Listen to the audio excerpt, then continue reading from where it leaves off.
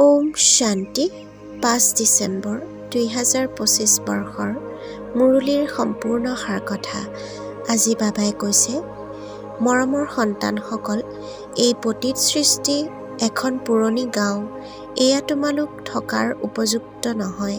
তোমালোকে এতিয়া নতুন পাৱন সৃষ্টিলৈ যাব লাগে।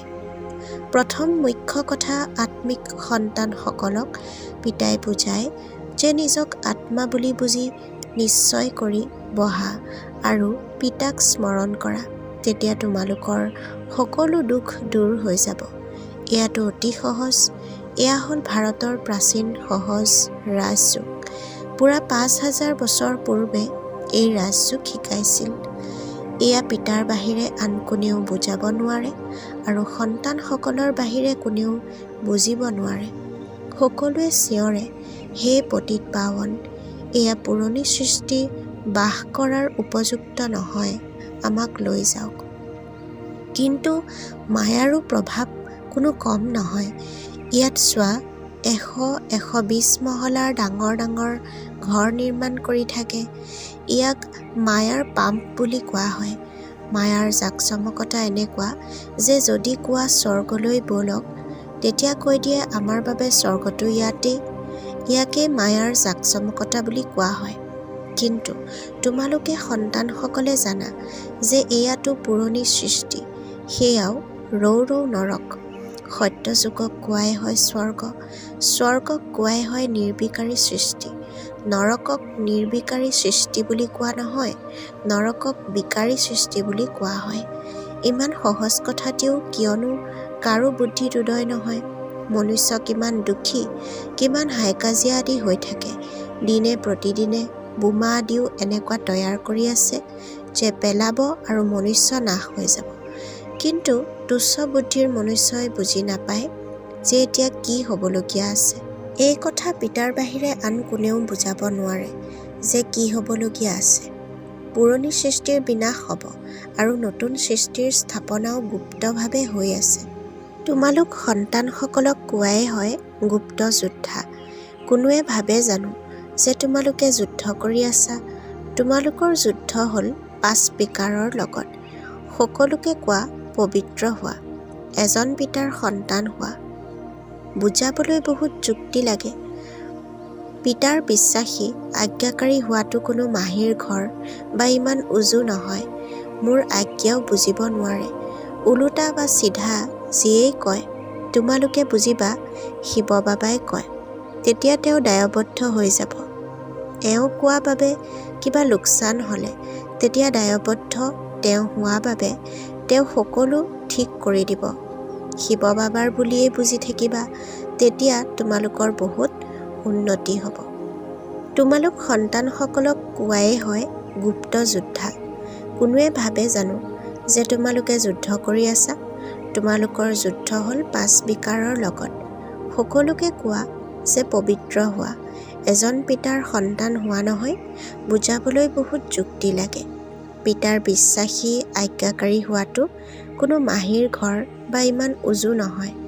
মোৰ আজ্ঞাও বুজিব নোৱাৰে। ওলোটা বা চিধা যিয়েই কয় তোমালোকে বুজিবা শিৱ বাবাই কয়। তেতিয়া তেওঁ দায়বদ্ধ হৈ যাব। এওঁ কোৱা বাবে কিবা লোকচান হ'লে তেতিয়াও দায়বদ্ধ তেওঁ হয়, অৰ্থাৎ শিৱ বাবা দায়বদ্ধ হয়। সেইবাবে তেওঁ সকলো ঠিক কৰি দিব। অৰ্থাৎ পিতা ব্ৰহ্মাৰ কোনো ৰায়ৰ বাবে যদি লোকচান হয় তেতিয়া শিৱ বাবাই সেই ৰায়ৰ হৈ সকলো ঠিক কৰি দিব। শিৱ বাবাৰ ৰায় বুলিয়েই বুজি থাকিবা, তেতিয়া তোমালোকৰ বহুত উন্নতি হ'ব। কিন্তু কাচিতহে বুজি পায়। কোনোৱে আকৌ নিজৰ মতত চলি থাকে। পিতা কিমান দূৰণিৰ পৰা আহে তোমালোক সন্তানসকলক নিৰ্দেশনা দিবলৈ, বুজাবলৈ। আন কাৰো ওচৰতো এই আধ্যাত্মিক জ্ঞান নাই। গোটেই দিন এইটো চিন্তন চলা উচিত, কি লিখোঁ যাতে মনুষ্যই বুজি পায়। এনেকুৱা চিধা শব্দ লিখা উচিত যাতে মনুষ্যৰ দৃষ্টি পৰে। তোমালোকে এনেকৈ বুজোৱা যাতে কোনো প্ৰশ্ন সোধাৰ প্ৰয়োজনেই নাথাকে। আকৌ পঢ়াৰ আধাৰতো বুজা যায় প্ৰথমত কোন যাব। যিয়ে সম্পূৰ্ণকৈ নপঢ়ে তেওঁলোকতো নিশ্চয় পাছৰ ফালে আহিব। স্কুলতো প্ৰথম নম্বৰত অহাজনে পুৰস্কাৰ পায়। এয়া হ'ল বেহদৰ কথা। বেহদৰ পুৰস্কাৰ পোৱা যায়। পিতাই কয়, স্মৃতিৰ যাত্ৰাত থকা দৈবী গুণ ধাৰণ কৰিব লাগে, সৰ্বগুণ সম্পন্ন ইয়াত হ'ব লাগে। সেইবাবে বাবাই কয়, স্মৃতিত থকাৰ খতিয়ান ৰাখা, তেতিয়া গম পাবা যে মই লাভত আছোঁ নে লোকচানত আছোঁ। কিন্তু সন্তানসকলে নাৰাখে, বহুত কম সংখ্যকেই কৰে। সেইবাবে মালাও কিমান কম সংখ্যকৰে হয়। 8 গৰাকীয়ে জলপানী ল'ব, তাৰ পাছত 108 গৰাকী অতিৰিক্ত থাকে। অতিৰিক্ত আৰু কোন হ'ব? যিসকল বাদশ্বাহ আৰু ৰাণী হ'ব। নিচেই কম পাৰ্থক্য থাকে। সেয়েহে পিতাই কয়, প্ৰথমে নিজক আত্মা বুলি বুজা আৰু পিতাক স্মৰণ কৰা। এয়াই হ'ল স্মৃতিৰ যাত্ৰা। কেৱল এইটোৱে পিতাৰ বাৰ্তা দিব লাগে।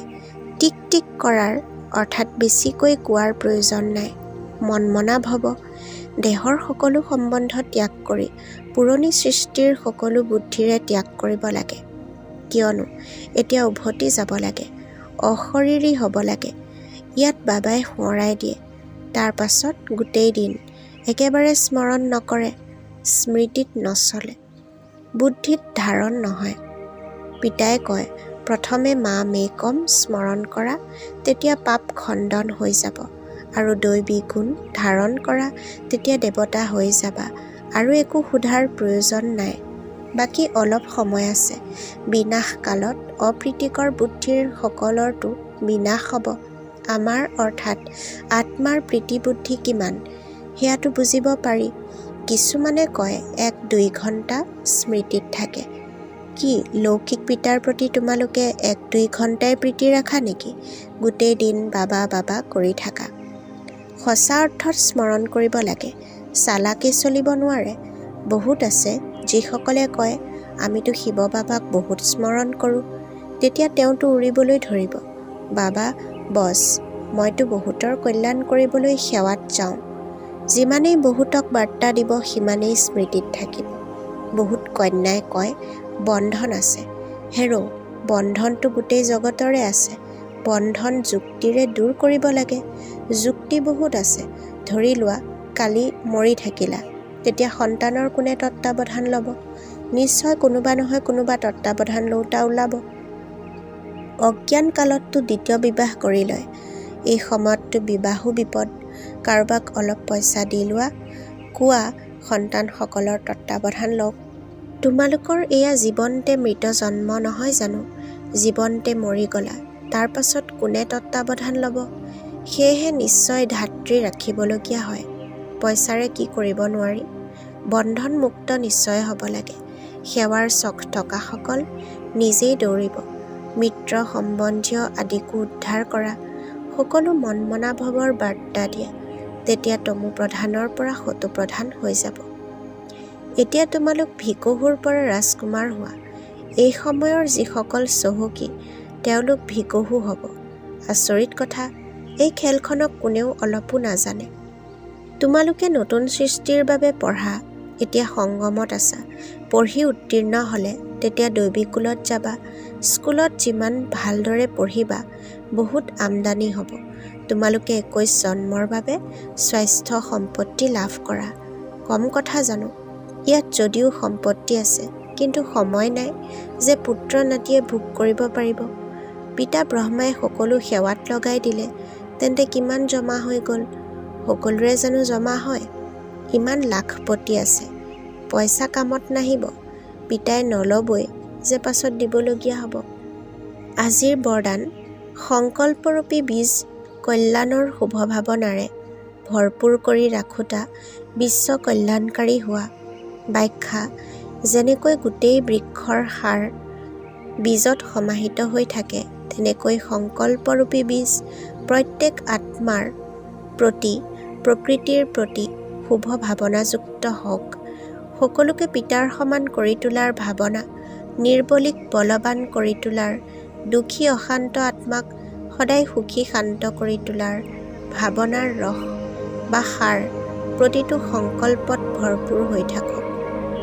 কোনো সংকল্পৰূপী বীজ এই সাৰবিহীন অৰ্থাৎ ব্যৰ্থ যাতে নহয়, কল্যাণৰ ভাৱনাৰে সমৰ্থ হওক, তেতিয়া পিতাৰ সমান বিশ্ব কল্যাণকাৰী আত্মা বুলি কোৱা হ'ব।